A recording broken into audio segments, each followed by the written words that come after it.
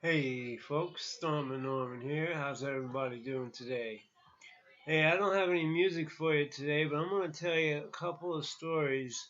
I'm going to put them together as one, and it's going to blow you away. You got to hang with me because I'm going to make it interesting, but hang with me because you're going to be blown away, okay? When I was growing up, I was a little bit of a troublemaker in elementary school. When I was 8 years old, my parents were both working. There were three girls and two boys, and we needed money, so my mother went to work, and they didn't want to leave me alone with my Italian friends. Now, I say Italian friends, and here's something you should know. I lived in Brooklyn. I lived in Brooklyn, but I lived in New York, and I also lived in Bensonhurst.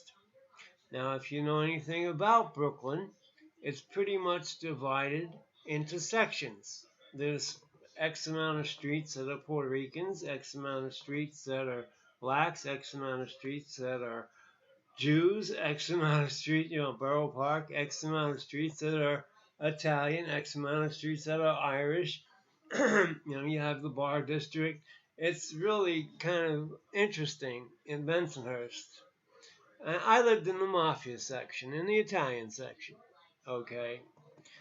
And all my friends were Italian, and my parents didn't want me going out after school and hanging out with my friends. They wanted to know where I was all the time. So they punished me. They put me in Hebrew school. Now, my parents are not religious. I'm not religious. I'm Jewish, yes, but that's as far as it goes. I went to Hebrew school for 5 years. There's no summers off, and it was 6 days a week.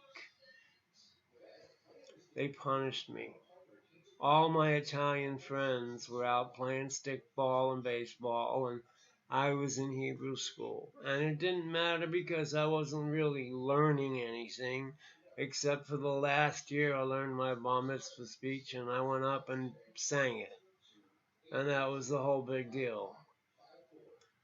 But I went to Hebrew school for 5 years.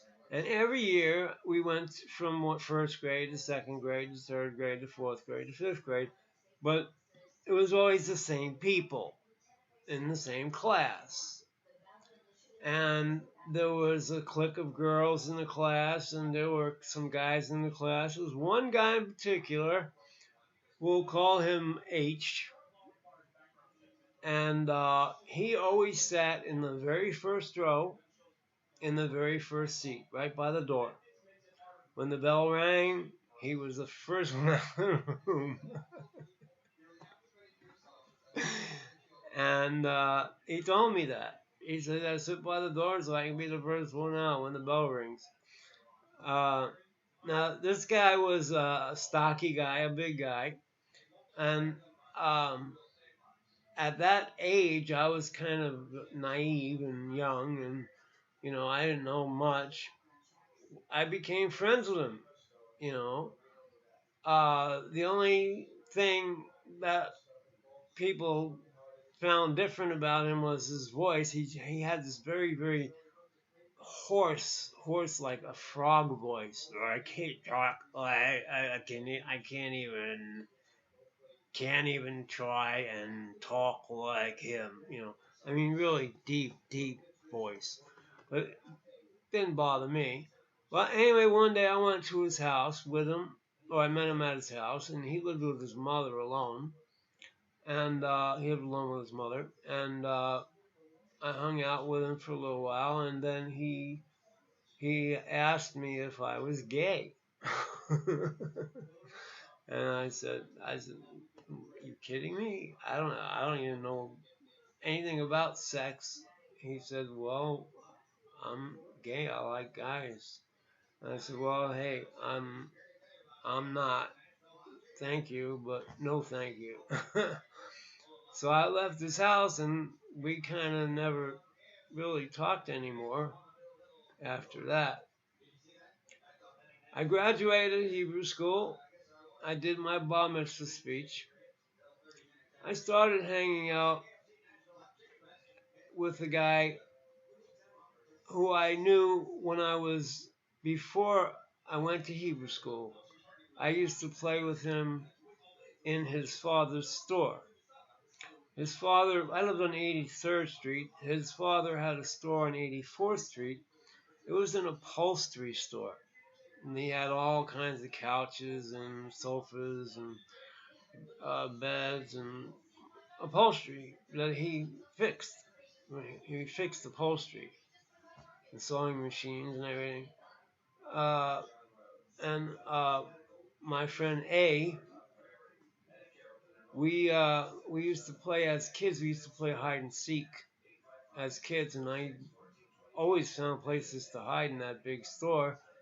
But I always found him upstairs where they lived on top of the store in his room with his guitar.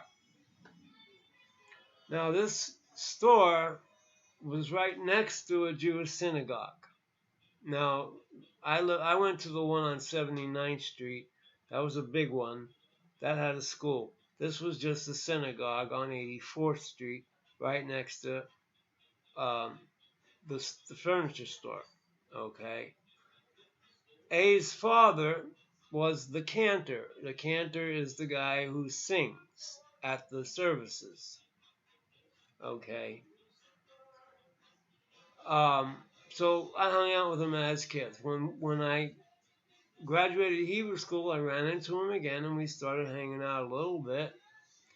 He brought me up to his room, and he said he'd written all these songs. And I looked on his bed, and there was all these sheet music.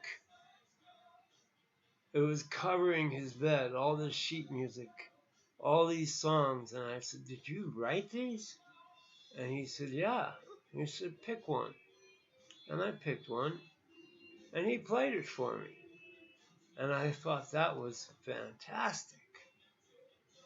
And he said he was going to California to become a rock star, recording star.